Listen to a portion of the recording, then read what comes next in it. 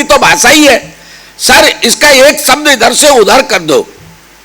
कई बार तो क्या है कि आप शब्द भी इधर उधर नहीं करें, केवल कॉमा फुल स्टॉप से ही अर्थ बदल जाता है। एक एग्जाम्पल रखता हूं, बतासा ले। अब इसको आप देखिए, बतासा ले, तो ये प्रसाद, बतासा प्रसाद है, बतासा ले, और वही बता साले, तो अर्थ बदल गया। अर्थ बदल गया ना सर। तो हमारा तो कोमा से भी अर्थ बदल जाता है। बिल्कुल सत्य घटना बता रहा हूं सर। जिन दिनों मेरी शादी हुई थी, मैं उपसर्ग और जो प्रीफिक्स सफिक्स जो पढ़ाए जाते हैं अंग्रेजी में, उपसर्ग और प्रत्यय, गुरुजी ने मुझे पढ़ा दिए थे। उन्होंने बता दिया था कि सु का अर्थ होता है सुंदर, अच्छा, और कु का अर्थ होता है बुरा। ये उन्होंने बता दिया था। शादी हो गई थी, पहली बार ससुराल गया। मेरी सासू मां मुझे बार बार कुंवर साहब कुंवर साहब कुंवर साहब कुंवर साहब कह रही थी। मैं अंदर से बहुत उद्वेलित हो रहा था कि ये बुढ़िया को क्या हो गया है। बार बार कुक शब्द का प्रयोग कर रही है। कु का अर्थ होता है बुरा, यानी कि मैं कुंवर हूं, यानी बर हूं तो लेकिन बुरा बर हूं, कुंवर साहब।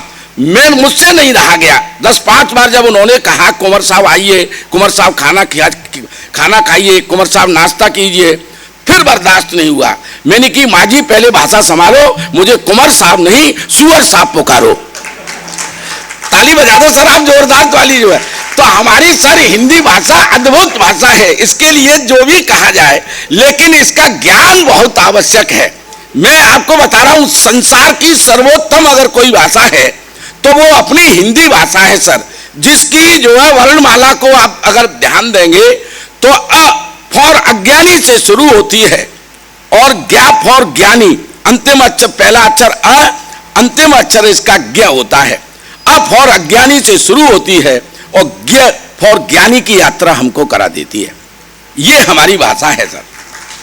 वही अंग्रेजी, देखिए हम अंग्रेजी के विरोधी नहीं है, लेकिन अंग्रेजी ए फॉर एप्पल, जड़ से शुरू होती है, और जेड फॉर जेब्रा, यानी कि जानवर तक की यात्रा करा देती है।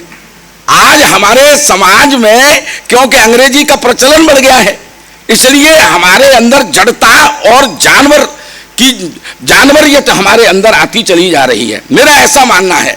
तब हिंदी के समर्थन में केवल 2 पंक्तियां खड़ी करता हूं सर। सर बीच बीच में मत उठिएगा अगर कोई जरूरी काम न हो तो। हाँ, क्योंकि कई बार भ्रम की स्थितियां होती हैं सर। एक ट्रेन में मेरा सहयात्री था, बार बार टॉयलेट तक जाता, लौट के आता, फिर जाता, फिर लौट के आता। मैंने कहा तुझे चैन नहीं है क्या? तो कहने लगा चैन तो है लेकिन खुल नहीं रही है। तो कहीं ऐसी स्थितियां नहीं हो जाए। ताली बजा दीजिएगा सर। ये भाषा का अपना अर्थ का अनर्थ किस तरह से किया जा सकता है। मैं हिंदी के समर्थन में, शुक्ला जी 4 पंक्तियां इन दिनों बहुत वायरल हैं। मैं केवल हिंदी के समर्थन में कहना चाहता हूं, हिंदी सर्वोत्तम भाषा, मैंने कहा कंप्यूटर में भी सिद्ध हुआ कि टंकड़ की सर्वोत्तम भाषा अगर कोई है तो हिंदी है। और हिंदी के दम पर हमारे तमाम कवि आज विदेशों में बुलाए जाते हैं। हमारे बड़े कथावाचक जो हिंदी के माध्यम से कथाएं करते हैं, मुरारी बापू जैसे तमाम लोग विदेशों में केवल इसीलिए बुलाए जाते हैं कि वो संस्कृति और संस्कार की शिक्षा दें। लेकिन किसी भी भाषा का, दुनिया की किसी भी भाषा में कवि सम्मेलन इस तरह से एक आयोजन की तरह होते ही नहीं है। तब मैंने ये 4 पंक्तियां कही, हिंदी के समर्थन में खड़ी करता हूं सर।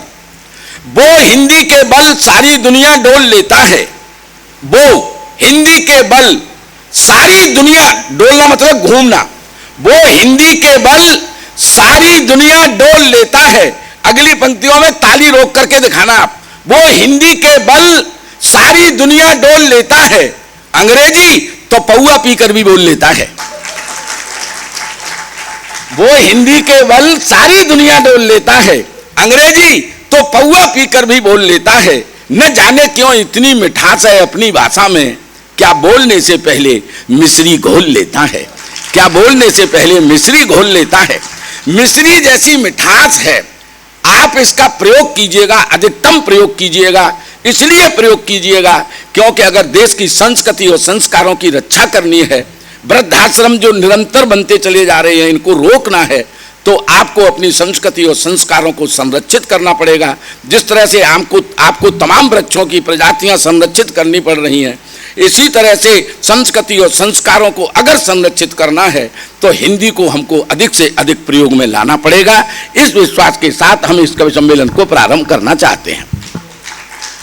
और देखिए 9 रस होते हैं, विदिते कवि सब विद बड़े, या में संशय ना है। 6 रस विद की सृष्टि में और 9 रस कविता माँ है।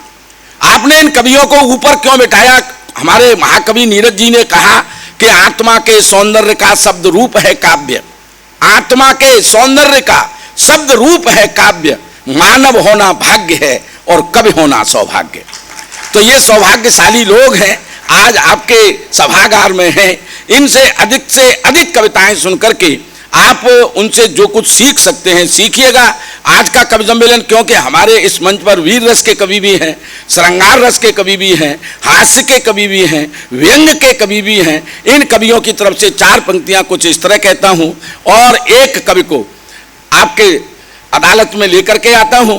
आप ध्यान रखिएगा, कवि सम्मेलन जिंदा लोगों के लिए होते हैं। ये बात सर इन दिनों में मंचों से कहता हूं, अनन्य भाई, कवि सम्मेलन जिंदा लोगों के लिए होते हैं। और जिंदा होने से मेरा तात्पर्य केवल इतना है कि जो लोग अपनी संस्कृति के लिए, जो लोग अपने संस्कारों के लिए, जो लोग अपनी भाषा के लिए, जो लोग अपने धर्म के लिए और जो लोग अपने राष्ट्र के लिए जागरूक नहीं होते, वो किसी भी कीमत पर जिंदा नहीं होते। तो आप बिल्कुल जिंदा दिली के साथ बैठिएगा। देखना चाहता हूं कितनी जिंदा दिली से आप इन कवियों को सुनना चाहते हैं।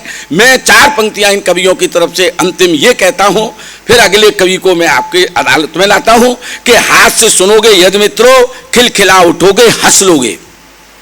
हाथ से सुनोगे यदि मित्रों, खिलखिला उठोगे हंस लोगे। व्यंगवाण चुभ गए अगर, तिल मिला उठोगे रस लोगे। श्रृंगार सुनोगे जब मित्रों, घर जा प्रिय को बाहों में कस लोगे। लेकिन वीर बधूटी के द्वारा तलवार उठाई जाएगी, अंगार मांग में भर करके एक आग लगाई जाएगी। जागेगा देश का स्वाभिमान, सब अपने आप हो जाएगा। इन कवियों की वाणी सुन श्रोता राणा प्रताप हो जाएगा। सर आप यकीन मानिएगा, हंसने के लिए तो हमें कविताओं की जरूरत नहीं पड़ेगी, हंसा तो हम ऐसे ही सकते हैं आपको, छोटी छोटी बातें। भाई साहब देखो इधर सामने जो बैठे हुए हैं, मुझे नहीं पता वो किस पद पर हैं, लेकिन सर मैं आपको देख रहा हूं, आप मेरी तरफ बड़ी गंभीरता से और बड़े गौर से देख रहे हैं, क्योंकि आप ऐसा महसूस कर रहे हैं कि कम से कम मेरे जैसा एक कवि तो मंच पे है। सर मैं आपके सर मन की बात बता रहा हूं, आपको ऐसा महसूस कर रहे हैं। सर बिल्कुल गंजेपन में तो अपन साड़ू साड़ू लग रहे हैं। अगर मैं आपकी तरह चश्मा लगा लूं तो बिल्कुल आपकी तरह ही दिखाई देने लगूं। अच्छा साड़ू, ताली बजा दीजिए थोड़ी सी। देखिए साड़ू का मतलब होता है एक ही कंपनी के द्वारा ठगे गए 2 ग्राहक। सर अपन का देवयोग से कलर भी एक जैसा ही है।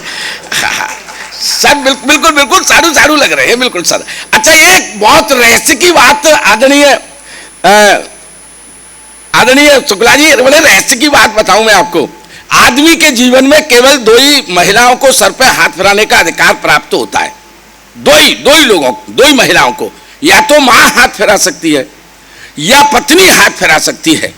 मां हाथ फिराती है तो बाल बढ़ते हैं।